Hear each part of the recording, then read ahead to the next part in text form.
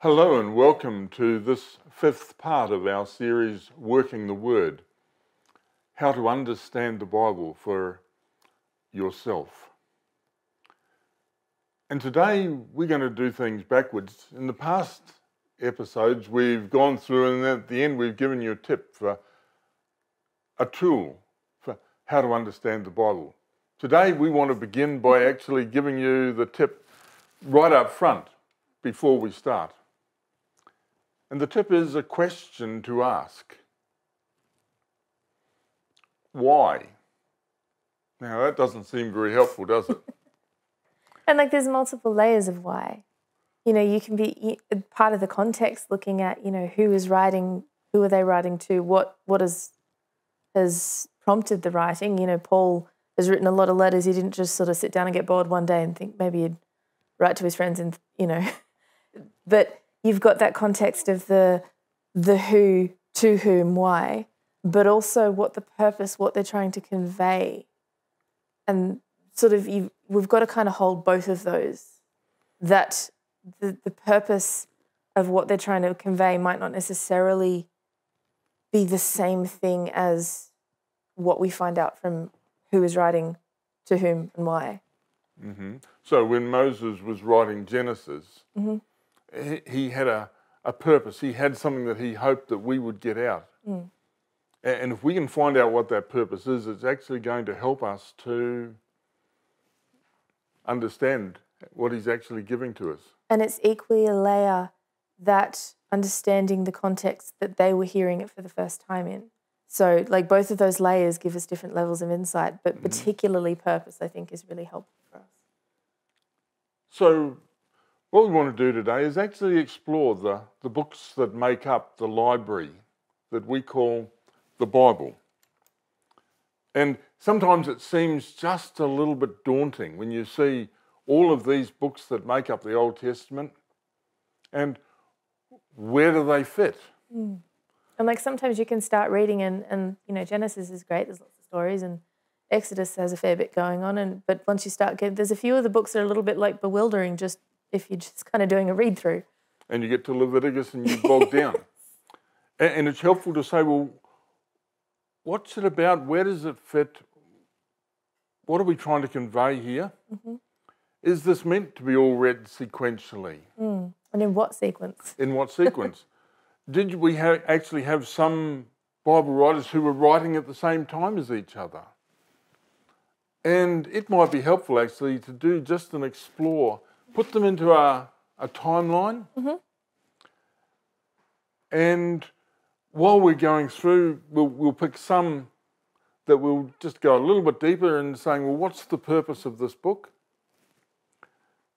It's going to help us to understand it, and it's also going to help us not to misuse it. Yes. If a book is written to explain this and we want to use it to explain that, then perhaps we're not doing the right thing by the Bible. And we can also be getting, a really unclear picture of what it is trying to convey, particularly if we're looking at things like the character of God, that we can get bogged down in the human stories and not notice the story of God that's being told underneath. Okay. So we've obviously thought a little bit about this week. As usual, we've created ourselves a worksheet and we've got that in front of us. And we're going to make that worksheet available on the Working the Word Facebook page so that you can download it. Is it complete? No. No. But sometimes starting to put some content into boxes and spreading it out and making it visual helps us to be able to get an idea of what we're looking for and how to look for it. Mm-hmm. As having somewhere to start. Even if it, there's a lot that's not in there, having somewhere to start gets you going. And gives you a leaping off point. Mm. So we hope that some of you will actually download this. It's as a spreadsheet and you can fill it out, you can make it yours. There's so much more to discover there than we have found in a single week of doing a survey of the Old Testament and the New Testament. There's a lot of books in that survey. There's a lot of books in there. And when we go to our timeline, And we've only taken it back to 4000 BC for no other reason than that seemed to be a good place to go. And there's a degree to which, there are some dates that we just don't know. It's kind of fuzzy in places. John's Gospel and the book of Genesis begin in the beginning. When was that? In the beginning. Whenever that was. Whenever the beginning was. So, the very first book that we find is Genesis. Pops up there, written by Moses, maybe in the wilderness. Maybe he had some spare time leading the children of Israel. Yes. I imagine there would have been a handful. And that basically goes from there, pointing back towards the beginning. Kind of a catch-all, like everything from the beginning till now. So, in fact, more than 2,000 years of history is tied up just in that one little book. How things began. And all the key themes for the rest of the Bible are going to find their seed in Genesis. And we're actually going to devote a couple of episodes to Genesis. So we're not going to stop there today. But there is another book that we think is older than that, at least the story. The story is older. And that's the book of Job. When was it written? When did Job live? We have no idea. Once upon a time there lived a man in the land of Uz. But it's interesting as we look at that book and we say, what is this book all about? Why record 40 chapters? And how should we use this book? Are there some cautions? Absolutely. There are some who say that Job is a case study in loss and grief. And Job certainly had some losses. And Mrs. Job had her share of losses as well. If you start to add them up, everything Job lost, she lost plus a bit more. Do people, when they're grieving, sometimes say things that we might think are just a little bit far out? And I think one of the other things here is that, we've got, it's not just Job and his wife experiencing this grief. You've got his 3 friends travelling with him. Mm-hmm. And I think there's also a degree of cautionary tale in terms of how they responded and reacted to his grief and loss. Because at the end, when God finally shows up, God tells them off, you haven't represented me well. And if you look through, some of what they've said, some of it almost sounds a bit Christian, really. But God shows up at the end and says, you haven't represented me as I am. And my servant Job, who, has rightfully been going through grief and loss and been saying some things that might feel a little bit out there. But my servant Job has got it right, has represented me well. Whereas he's telling the response, the friends who are responding to him, that, you're off the mark here. So here are his friends pontificating on things that they are sure that they are right. But really they don't know what they're talking about. And I think the picture of God is really important here because, there's this sort of implications, well, if suffering has come to you, then you must have screwed up, so repent and God will stop punishing you. And if we quoted his friends, we could come up with that conclusion. Yeah. But they had it wrong. They had it wrong. So just because it's in the Bible doesn't mean that it's right. And I hear some gasps, but it records these people who had it wrong. And so we would need to be careful how we read that we saw the backwards and forwards that was happening in Job. And I think seeing these as human people, that, this isn't just sort of this dictation of a moral idealistic thing. You've got so many examples here of them messing it up and messing it up and messing it up. It's not what, if we were kind of picking a way to compile how to learn about God, we probably wouldn't pick as many mess-ups from our perspective. And what we see in Job is a God who is behind the scenes. And his ways are not always up front. It's only afterwards that Job says, well, I was talking about things that I didn't know what I was talking about. And like God never actually answers any of his questions. God just kind of comes and says, I'm here, I am God. And what do you know about this? And what do you know? And Job has to say, nothing, nothing. And suddenly it dawns on him there's a whole lot that he doesn't know and doesn't need to know if God knows it. So Job is an interesting book.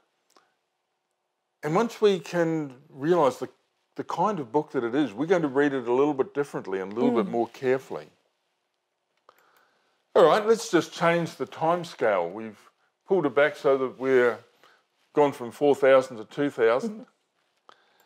And the next books that come along are Exodus and Leviticus, Numbers, Deuteronomy, all the books that are associated with the children of Israel leaving Egypt. And learning what it means to be the people of God again, because they've been living in slavery for a couple of hundred years. And God's having to sort of reteach them how to live and kind of trying to set them up to be living in the right direction, kind of. That, you know, sometimes it can feel, particularly in things like Leviticus, that you really get bogged down with all the do's and don'ts. But there is a large degree to which God's just trying to kind of set them off right. And in Leviticus, you know, we often do bog down. There's two kinds of things. There's all the laws of sacrifice that teach us about how to be saved. It's through the blood of the Lamb. And you've got all these sort of, you know, back then, clearly they couldn't see this, but from hindsight, we can see the threads from the details in that sacrifice starting to point towards what the actual bigger picture was. And then following that, there were rules about how to live. And wash your hands. Wash your hands. It's all there, very important. And then in Numbers, we have them wandering in the wilderness. And then Deuteronomy, we have the whole law repeated, in case you didn't get it the first time. And maybe implying that they didn't completely get it the first time. And that's the interesting question, do we get it the first time? Frequently, no. And we have to be reminded. And the picture of God is a God who's patient. And keeps picking us up, putting us back on the path, picking us up, putting us back on the path. And Moses finishes up saying, look, you've got two paths that you can take. Choose life. And I think there's sort of a low-key undergirding purpose in that he's not just making a narration of events, that he's describing the building of a nation, of God creating this thing and setting them up for that decision. And he's not the only writer who does this, but that you've got this purpose of not only establishing the nation and them having their understanding of who they are, where they came from, how they are to live, but setting up this decision, you know, are you going to choose this or are you going to choose this? And really, choices come right into the next book as well, because that is followed by the book of Joshua. Yes. Which is, of course, the story all about Joshua, them entering into the promised land. And one of the key words that keeps coming up there is consecrate. Consecrate yourself, consecrate yourself. And the book finishes up with Joshua saying to the people, choose you this day whom you will serve. As for me and my house, we're going to serve the Lord. And once again, you've kind of got this theme starting to emerge that carries through a lot of the Old Testament of, you know, which side are you going to choose? And God, you know, continually trying to reach through and pull them back, reach through, pull them back and restore and renew that relationship. And you've got kind of so many examples of them messing up, falling off, and God reaching through and pulling them back. And there's a lot of the Old Testament that kind of follows that pattern. And the next book, Judges, is a perfect example. Is a perfect example. That they went wrong, and when they went wrong, things went bad. And when they hit the bottom, they cried out to God. God raised up someone to rescue them. Bring them back. Bring them back, and they were good for as long as he lived. He died. They went wrong. Things went pear-shaped. They cried out to God. interesting picture of God, a God who let them experience consequences rather than protecting them from the results of their choices. But also who was patient enough to keep with them. And sent rescuers over and over. Sometimes when I read the book of Judges, I think that it should have an R rating. And it's probably R15 plus. At least. Because there's a whole lot of horrible stuff that happens in Judges. Stuff that, it's led many atheists to say, well, look, look at this book. Look at the dreadful things that happened. And again, if you're not approaching it from, looking at it as an account of the revelation of God and looking at the picture of God, then you're more likely to get bogged down in the human part of the story than to see the overarching God part of the story. And that makes a big difference. So there is actually a theme that's running through here. And it's picked up a couple of times in the book. And when you read the book of Judges, you ought to realise that it's a case study. In those days, there was no king in Israel. Everyone did what was right in their own eyes. What happens when everybody does what they think is right, regardless of their neighbours? Chaos. You want to read about it? Judges. The book of Judges is a case study, and if you see some bad things happening there, this is what happens when people choose their way rather than God's way. And there's the implication here, in those days there was no king, that, this is being written in a time where probably there was a king. Okay, so this is written from later, looking back to the time of the Judges. And possibly there's a degree of cautionary tale in that, whoever's writing is writing this guy going, guys, don't forget what it was. We need to make sure that we're not falling into the same consequences. It wasn't pretty, and we don't want to go back there. In the time of the Judges, there is another book that is written. It's the story of Ruth. Which is a really interesting contrast. She's not Jewish. She's, Moabite. Which isn't particularly a favoured people at the... Not a godly people.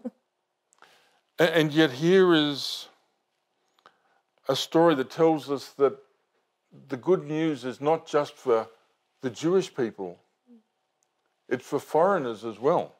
And you've got this chaos going on in Israel at the time. And you've got Naomi and her husband heading off away out because of the famine. And almost, that could be seen as, they're leaving the people of God. They're going out into the world where there's all these temptations and bad things could happen. And what ends up happening is it's almost, there's a protection from some of the stuff going on in Israel, and what God is able to do through Naomi and in Ruth just kind of is a really interesting contrast here. So we've talked about contrast, haven't we? That here is Israel going, good, bad, good, bad, good, bad, and here is a Gentile that comes in and gives us a lesson in faithfulness. And just understanding the story maybe helps us.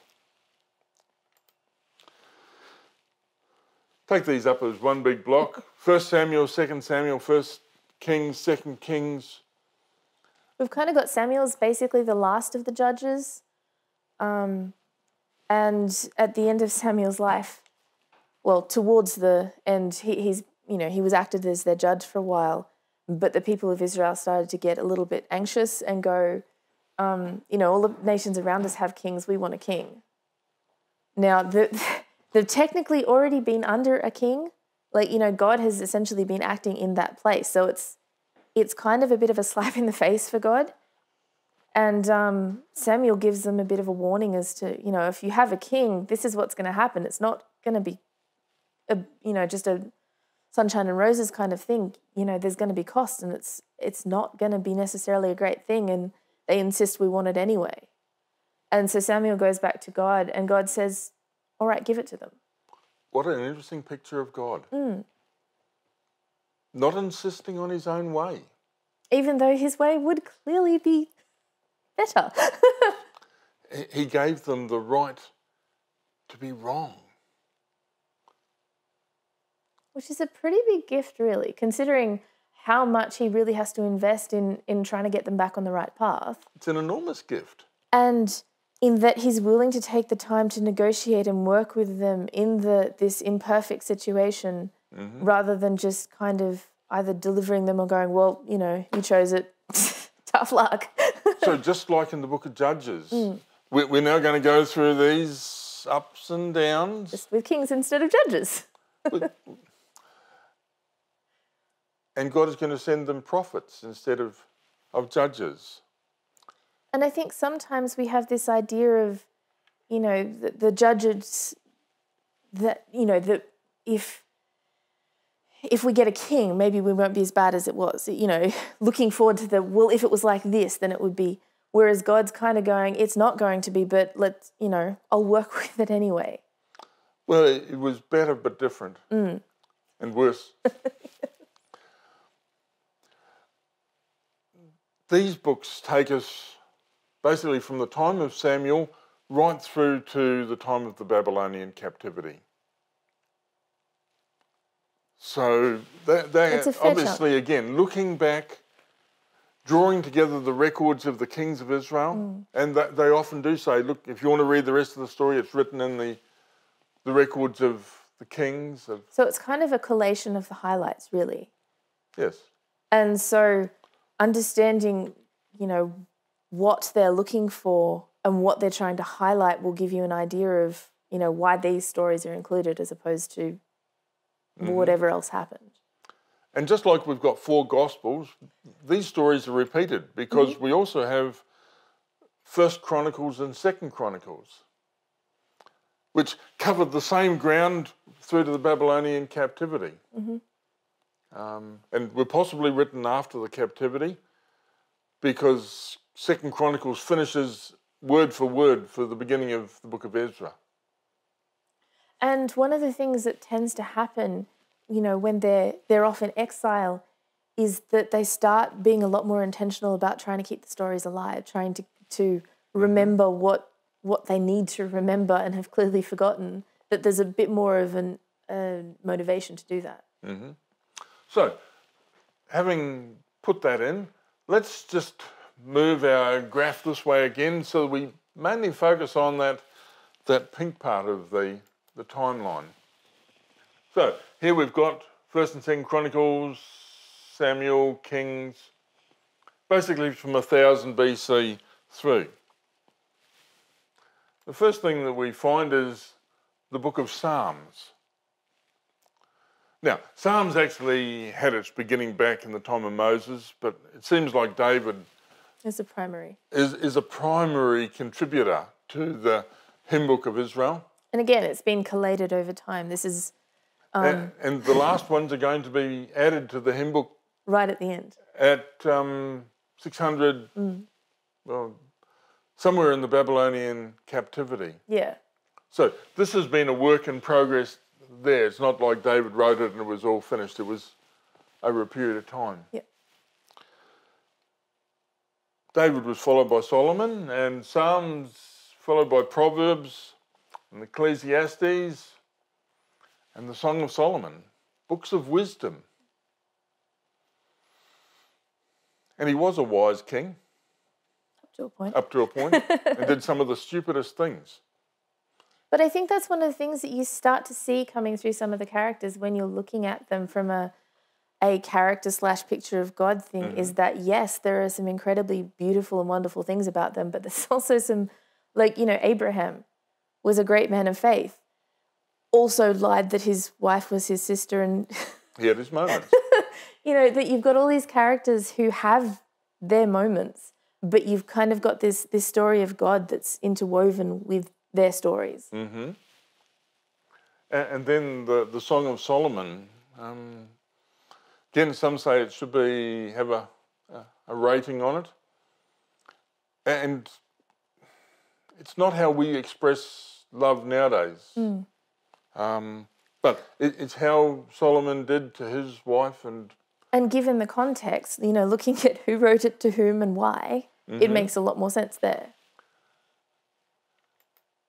Then we start to say, well, look, let's have a look at some of the prophets, because we've got a whole lot of prophets down there from Isaiah through to Malachi. And they're actually divided into two groups. The major prophets and the minor prophets. Now, you say, what's the difference between a major prophet and a minor prophet? The difference is that a major prophet wrote a very long book, and the minor prophets wrote relatively short books. So, relatively speaking. we've got some long books and short books, and in the Jewish canon, Daniel actually wasn't counted as a major prophet. He was part of the writings, but for today's exercise, we've included him there. So, after Jonah, and I think we all know the story of Jonah, comes Isaiah. Very long book. Israel is wandering away. He spans over about 4 kings. From Isaiah through Hezekiah. And again, you've got this picture of God sort of calling out and trying to draw his people back to him. At the same time, we have Hosea up in the northern kingdom. And he goes through an interesting parable of life, which is the story of Israel being unfaithful to God. And God loving them anyway. We have Joel, who's, again, giving them a message. We have Amos. You almost feel like God's trying to get a point across here. We have Mike. We have got a real cluster of prophets right at this point. Because something big is about to happen. And it's the interesting thing, before something major happens, God raises up prophetic ministries, and we ought to read these in relation to each other. And maybe it's helpful to realise, look, this is where they fit in the picture. It's not quite as sequential as they are in... And it's really easy to miss if you're just reading it, from start to finish, to miss these relationships and understanding that, there's a lot of connections there. And, they're speaking to basically the same people. Same time, same people. And the event that's going to happen, the Assyrians are going to come and take the northern 12 tribes.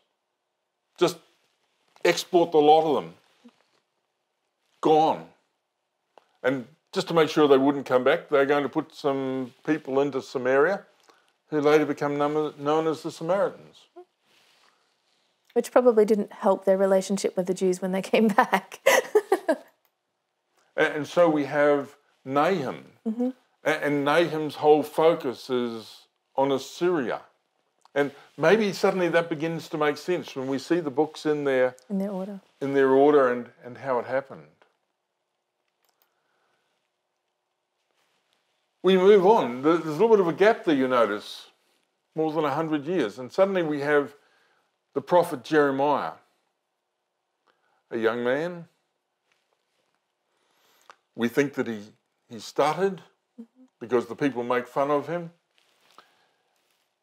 And he begins to tell them, you're going to Babylon.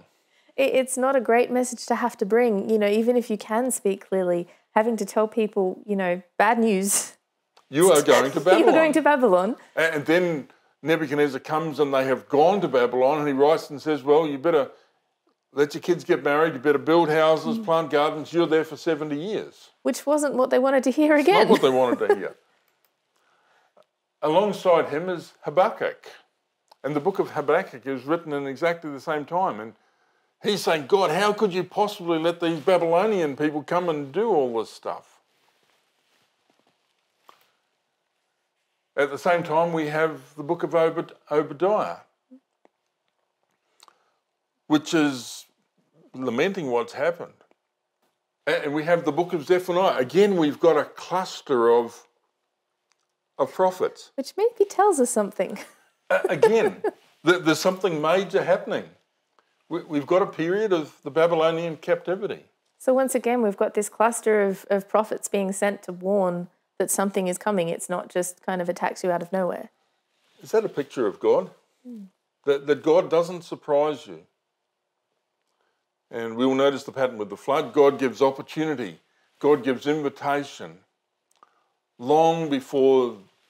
And he keeps inviting and keeps inviting and keeps inviting. Like he holds on longer than makes sense to us because he's just sort of, trying to make as much space as he can. There's some other books that come in at this point. The book of Lamentations. Now, that's one we don't read very often. Lament. It's all about being sad. It's an interesting book, though. Yeah, written by Jeremiah. And maybe it helps us to understand it if we realise the context in which it's written. And I think sometimes, you've got this a massive spectrum of experience and emotion and ways of understanding the world. And Lamentations might be a really good book for certain times of, if you're going through a challenging time, it might give you a picture of God that is a more meaningful one than some of the, yay, everything is great kind of accounts. So the Bible picks up on those emotions as well.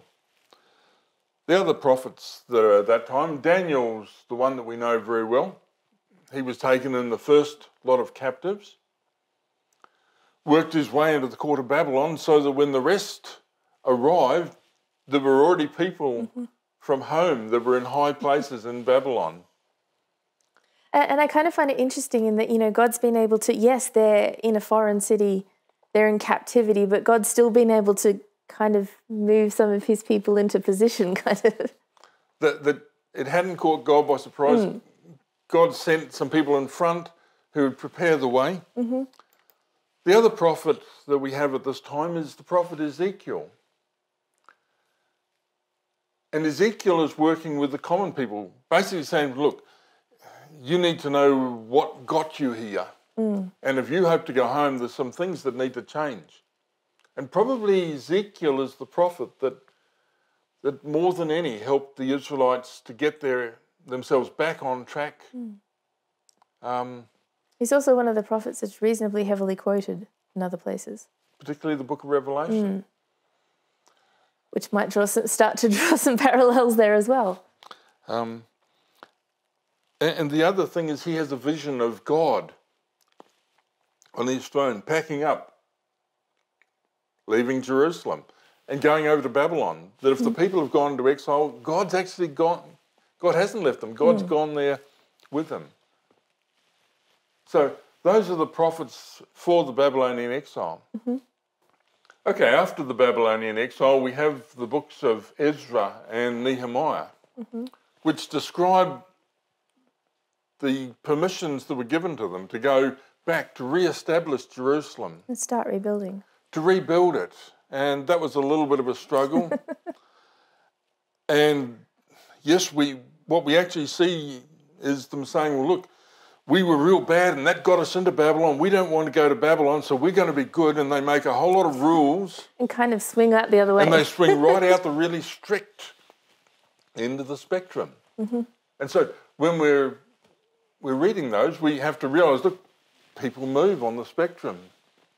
And that, the experience of captivity in Babylon is still so fresh to them that, anything but that, we have to do whatever it takes to not go there again. And so, we've got the rules, but we need to not make sure we break the rules, so we'll make some rules around the rules so we can't get close, just sort of, and it builds and builds. We don't even get close to the rules. Yes. At the same time and parallel, we have the book of Esther. It fits in this period, in the Persian period. And I think it's helpful to be able to read the stories in their context and know what was happening.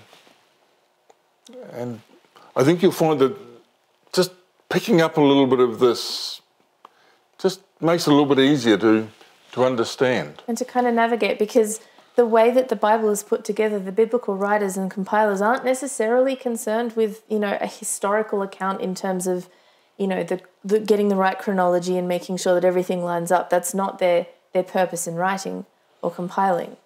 And so being able to see how some of the characters related to each other and, that these people were contemporaries can give us some insight into understanding each other. These were difficult times. And again, God sent prophets. So when you come to the book of Haggai, Haggai is writing to these people who've come back.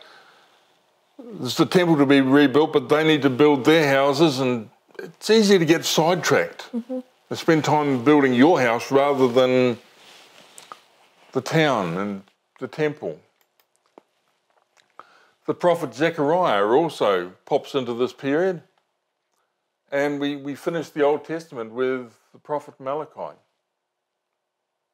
So you've basically got a people rebuilding at this point. And getting sidetracked. Getting distracted. Even getting forgetful. And you've kind of got this image of God just sort of, sending people to nudge them back and keep those reminders coming. And the one of Malachi, really the picture I got of God in there was a God who loves people. It was an interesting picture. And so often, like looking through the things like, when he lets consequences happen and when, you've got all these, some of the stories are really quite not wonderful. And you can get this idea of God that's really not the picture that he's really giving.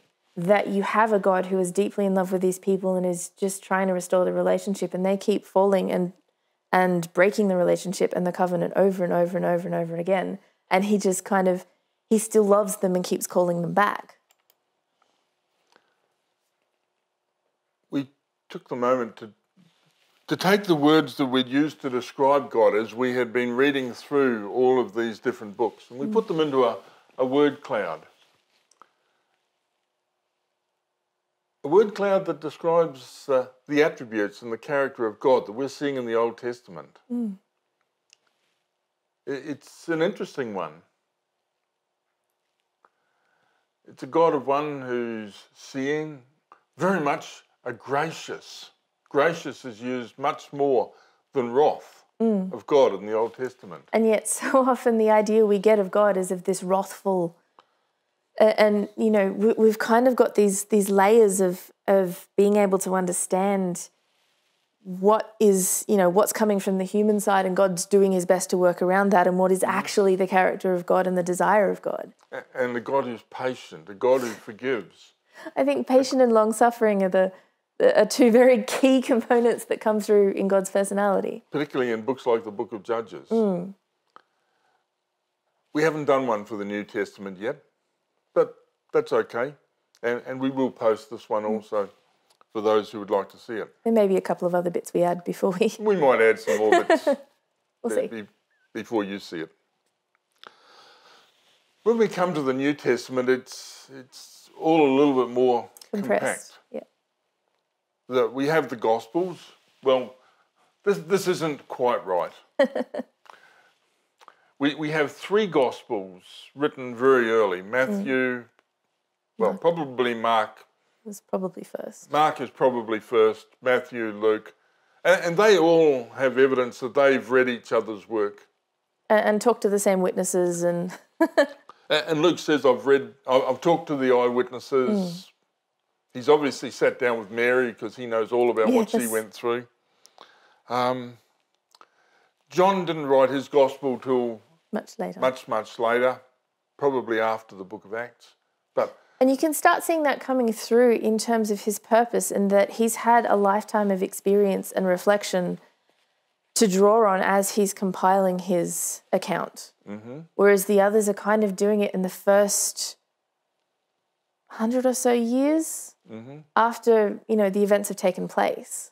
It's not, they're not writing it down as he's speaking it, but they're compiling it in sort of the very early period, whereas John has taken a little bit more time to reflect on message and purpose and what God has really been doing.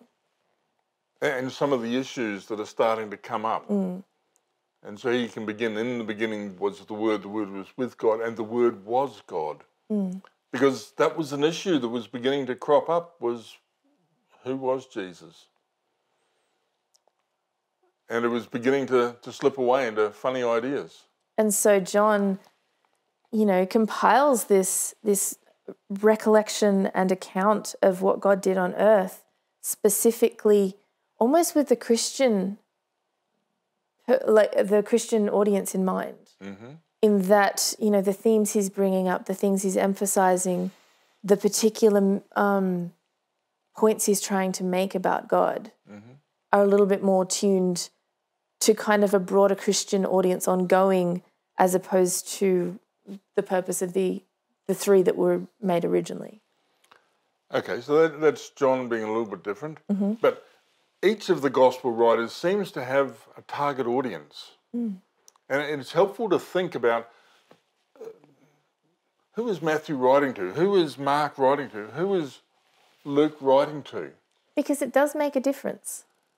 That they are going to tailor their message for who they are writing to. Like Matthew's primarily writing to Jews. And so the particular, he emphasizes a lot as how Jesus is fulfilling messianic prophecy. He's quoting the Hebrew scriptures a lot. Whereas Mark is more writing to the Christians in Rome. Okay, so Gentiles, Roman. He's a lot more to do with the action. There's not as much dialogue in Mark. It's more about what Jesus did than what he said. And Mark adds a few little explanations because the people he is writing to aren't going to understand all of these Jewish background stuff. And so he adds a little bit of explanation here and there. So this means... Yeah. Yeah, okay. So that, you know, his Roman audience will be able to kind of pick up on the significance of what's going on. And then we've got Luke, who's primarily writing to the Greek Gentiles. He's writing to a man called Theophilus, who's a good Greek name. That's a very good Greek name. And he writes Acts to him also. And you've got him bringing out, you know, the presence, and there's the way he treats Gentiles and people who aren't necessarily in the in-group is a lot more emphasized. And he does a lot of talking about Jesus as the Son of Man, and kind of, you know, Jesus is this idealized man, which very much appealed to the Greek way of thinking at the time. So you've got each of them kind of, you know, they're telling the same story, but they're tailoring their message slightly. Their purpose is different. What they're trying to convey it's still the same character of God. But sometimes we can get hung up because, you know, they don't seem to be in the same order. The Gospels are a bit of an odd... They're not like, you know, there's story in them, but there's no plot much. It's not sort of, you know, there's no characters, there's no development. You've got characters, but it's not sort of a consistent A to B. You've got this sort of mishmash of trying to find the literary ability to kind of compress this big picture of God they're getting into a palatable, digestible size. For their audience. For their audience. I guess it's a little bit like taking photos in a photo album. How do you organise them? I suppose we could put them in there in the order in which we took the photo. You know, so these are 1954, 55, 56, 57. Yeah, I've given away my birthday, haven't I? You know, and here I am growing up. Or... John actually does a little bit more of that in terms of, as far as we can tell, he's the one that's a lot closer to things being in sequence, whereas the other writers don't actually seem to have quite as much of a concern with whether things are in order or not, that they're grouping on purpose or concept or... Well, with our photos again, we could group all the beach times together and all the weddings and all the birthdays. We could organise them that way. And they all tell the same story. It's just the way you arrange them is slightly different. So Matthew, Mark and Luke and John are writing to 4 different audiences. There's a harmony there. But perhaps it helps us to understand it if we think about who are they actually writing to when they write these. And being able to understand that there is, you know, there's harmony, there's consistency, but there are also small differences, and that's okay. It's not a reliability issue. It's that you've got 4 different people writing to 4 different audiences. And, you know, if you've got Mark, whose purpose is a lot more on what Jesus did, then he's not going to include some of the things that some of the other gospel writers include. So you're going to be having stories that you kind of piece together from different, that it seems different, but taking that context really makes a difference. And as we read all four, the story of Jesus is too big to be taken in just from one camera angle. We need that camera angle. We need that camera angle. And the story of Jesus is like that. And one of the things that John actually explicitly says is that I suppose if all the stories were written down, there wouldn't be enough space. And then he finishes and he gives us his purpose. The whole purpose that he wrote and included what he did was so that we could believe that Jesus is the Son of God, and by believing we could have faith and have life in his name. And I think that's something that each of the gospel writers does in their own way. It's not just I thought I'd sit down and write a biography of Jesus' time or whatever. There's this kind of call to choose almost, that it's calling people to make a decision. Do you believe he is or isn't? That it's not something that they're expecting people to be able to sit on the fence on. They're specifically compiling the stories and putting them in the order they are to call people to making a choice. And that's the whole purpose of the books. And, this is something that's come up. We had, starting back in Joshua, choose you this day whom you will serve. You've got this theme kind of coming through in multiple books. And people have been given opportunity and multiple opportunity. And that flows through into the book of Acts. As the Jewish nation is given multiple opportunities. Yes. And the Gentiles are starting to be given opportunities also. We've got apostles going everywhere. We've got this young upstart Paul. We see the spread of the good news. But as it spreads, there are challenges. There are problems. Paul says, I know when I go, there's going to be some wolves come in. And so some letters are written by apostles to the churches. Paul wrote a whole lot of letters. You've got Romans written to some very, very strict Christians, saying to them, well, look, strict is good, but that's not how you get right with God. And so he has to deal with this issue of how are you made right with God? And really bringing grace to the forefront. It's not that it's a new concept in terms of, in the overall biblical narrative, but he's really bringing grace to the forefront. Because that's what they weren't experiencing. Yeah. And we need to understand who he was writing to in order to come up with that. And then he had to write a couple of letters to the church in Corinth. Not a model church. Not putting my hand up to volunteer. They had all sorts of problems, and he wrote and addressed those problems. He had to write to the church in Galatia, because they had a whole lot of people coming up saying, unless you're circumcised, you've got to keep all the Jewish laws, and if you don't do that, then you can't be right with God. Which is causing a little bit of distress among the Gentiles. It was causing major problems. And so to deal with these, we call them Judaizers, Paul wrote a letter and said, look, we're saved by faith in Jesus. And that if you're Christ, you're Abraham's seed. You're heirs according to the promise of eternal life. And one of the things that you can also see is that a lot of there's parallels in Acts, like, going through these places in Acts where you've got these big kind of church councils as to, okay, hang on, this is a question. How do we deal with this? Do Gentiles need to be circumcised? Let's talk this through. So we've got the writings, but we've also kind of got this account underneath of the Christian church trying to navigate some of this stuff. So we read Acts and we see what's happening in the environment, and now we see the letters that are being written and we read them in the light of what's happening. And I think also sometimes we can be understanding a little bit about what was happening by reading between the lines. Reading between them.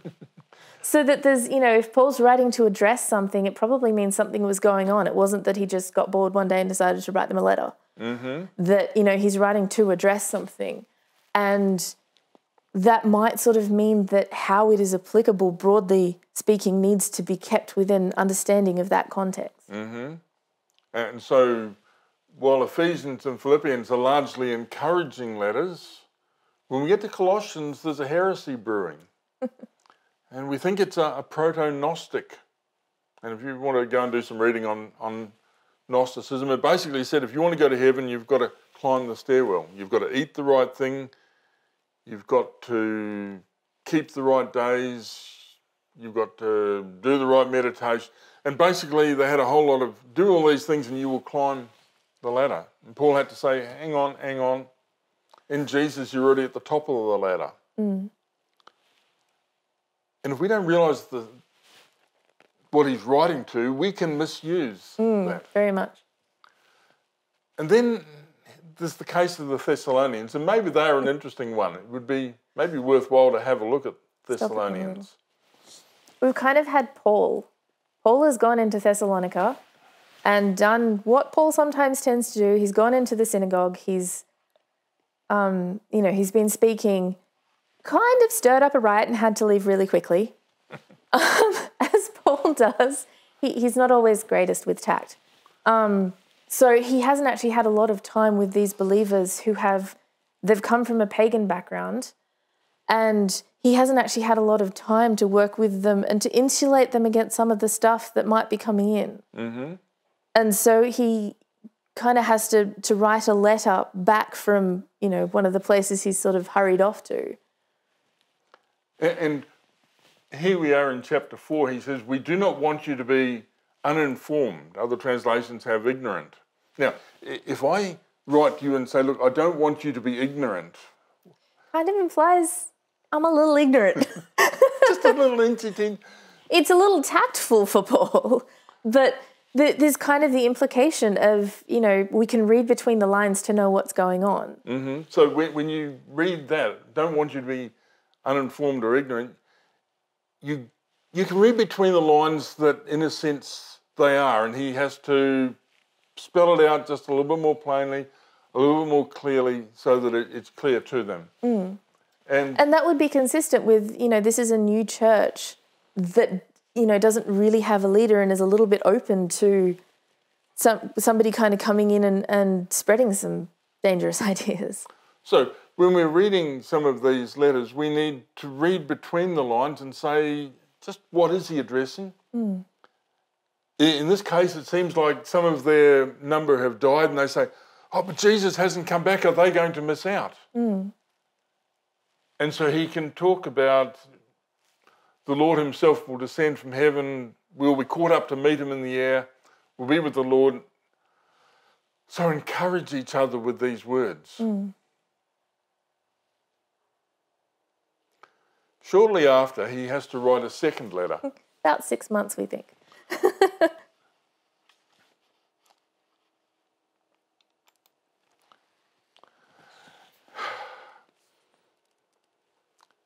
And as you look at it, you again sense the context. Now, concerning the coming of the Lord Jesus and our being gathered together him, that's what he talked about in the last letter, isn't it? One of the themes that seems to come up in the Bible is sometimes we take a few times to kind of get it. And sometimes it's more devious than that. Because he has to say, please don't be quickly shaken in mind or alarmed, either by a spirit or a spoken word or a letter seeming to have come from us. Looks like there's some fake news being put around. To the effect that they don't let anyone, and so he has to go on and go into a little bit more detail. And we're going to understand this a whole lot better if we've taken the time to say, why is Paul writing this? And exploring the context. And what is he addressing specifically? What has been going on that he's like, we have to write a letter and touch on this? And then you've got a couple of letters written to young pastors, young pastor Timothy, young pastor Titus. And again, they're pastors working within specific situations. And some of the advice that he's giving them has to do with those situations that they're working in. Mm-hmm. It's not he didn't necessarily intend this to be blanket advice for all time. For every situation. That there is a situational aspect here that is really critical to be keeping in mind as we're reading. And to use it without thinking about what it's actually addressing. Mm. You know, here is Paul addressing this subject, and to take it and apply it to this subject would seem to be maybe not wise. It's almost using it in an abusive way, really, because it's lending kind of the authority of, you know, the background and who is writing and to a message that isn't what they meant to say. So we need to say, what did they intend us to get out of their book, and not use it other than what they had in mind. And then we have a story of Grace and Philemon, a runaway slave. Interesting story, and Grace coming out. Then there's a whole lot of other letters, and Hebrews, we're not sure whether Paul wrote it or someone else wrote it. It's been argued over, and we're not here to take a position on that. But it was obviously written to Christians who were in danger of losing their way, to remind them that Jesus is far better than everything else. James has to write to some fairly slack Christians. Paul was writing Romans to strict Christians. James is writing to slack Christians who are saying, well, look, we believe. And he said, look, if you believe that if you're not doing something... that it takes both. It's not that you are saved by what you do, but you can't just sort of, well, we believe, ta-da, we're done. So he says faith without works is dead. Which again, taken without the concept of, you know, he's writing to try and sort of, you know, guys, you have to do something. Mm-hmm. Faith without works is dead could really be used to push an agenda that he didn't intend to push. And here's the problem. Very often, you know, who normally quotes James nowadays? The strict Christians. Yes. You know, you've got to have the works. Who quotes Paul to Romans? Should be fine. They're not reading the mail that was addressed to their situation. It's fascinating. Peter writes a couple of letters addressing practical living. Mm-hmm.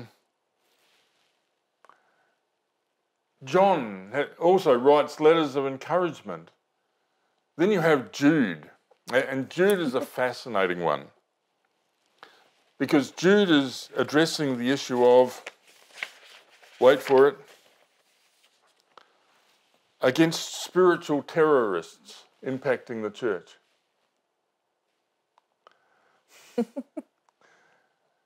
And it's very obvious as you begin to read it.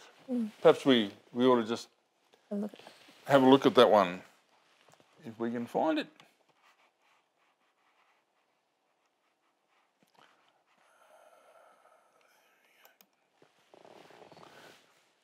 And here he goes.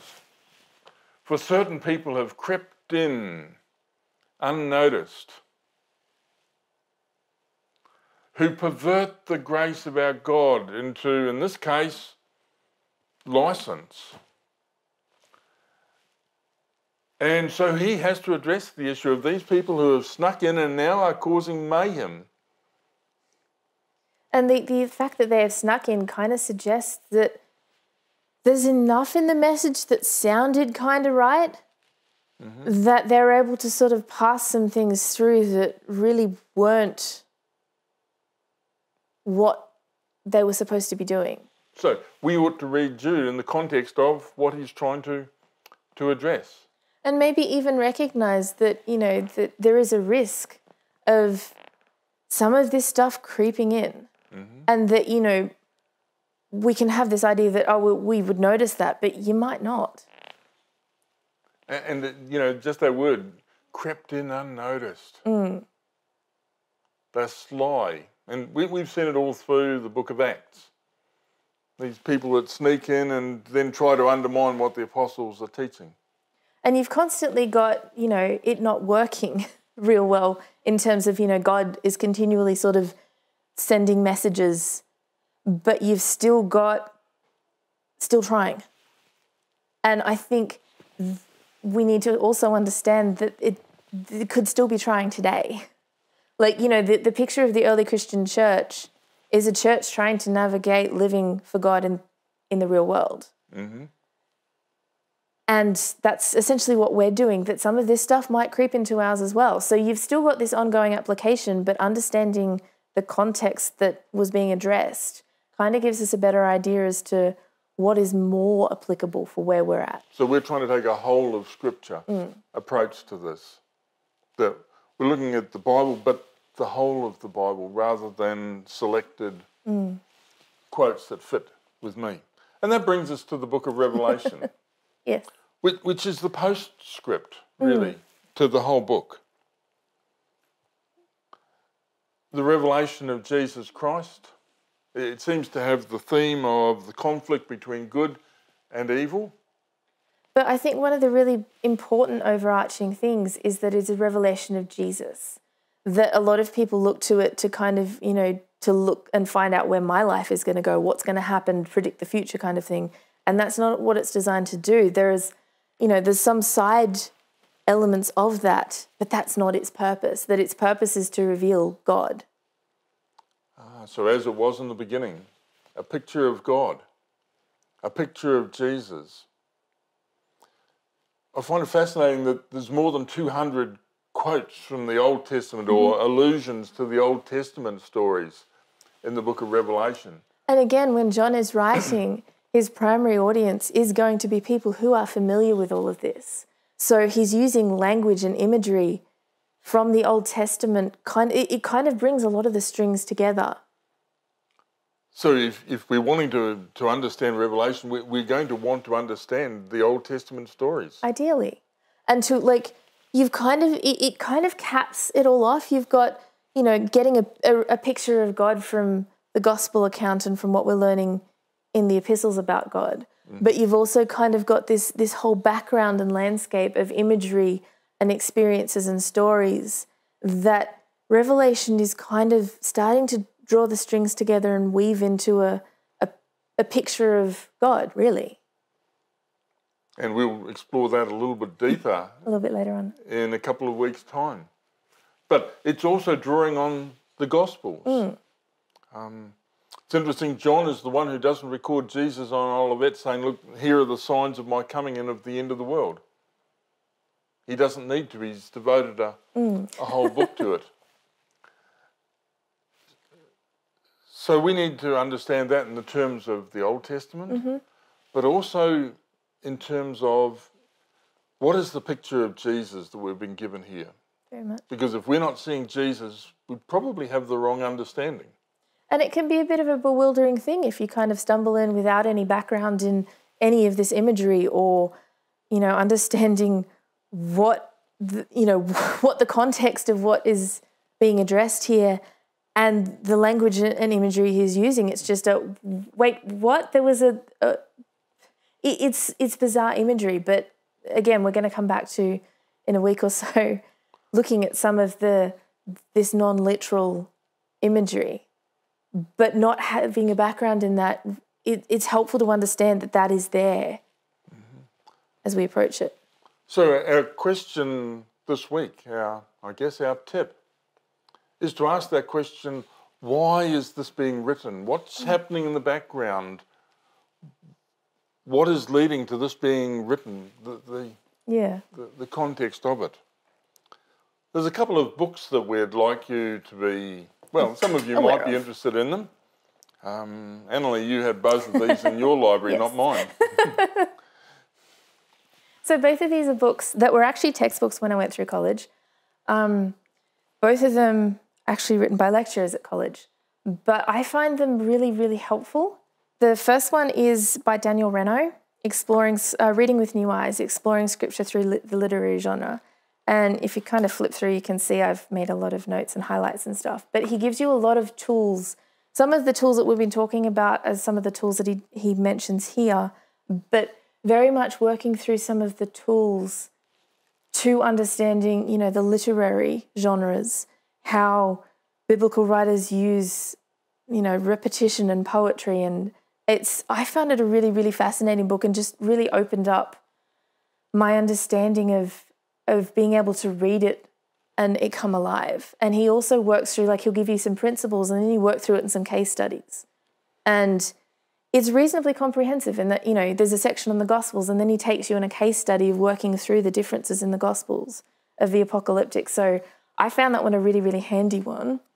The other one is The Four Faces of Jesus, which zooms in on the Gospels just a little bit, where he's talking, you know, addressing each of the different perspectives of the Gospel writers and not trying to pull them together, but recognizing each face is a different face, but still the same, you know, that they come together to form one picture of God.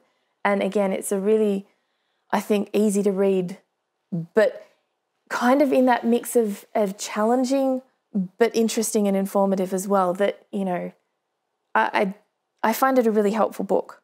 So written at an ordinary reading level? Yes. Not an academic? Yes. Which, when you're studying theology, you really appreciate someone who doesn't write in the, you know, heavy theological stuff, that, you know, somebody's taken the time to actually put it into really simple concepts and simple words. And he was my lecturer. You know, I did this class under him. And we'll put information about these on the Working the Word Facebook page. We hope that you've enjoyed this little journey through putting the Bible books in their perspective and their time frame. And we look forward to seeing you on the next program. And we're going to explore just a little bit deeper. Until then, we wish you God's blessing for this week.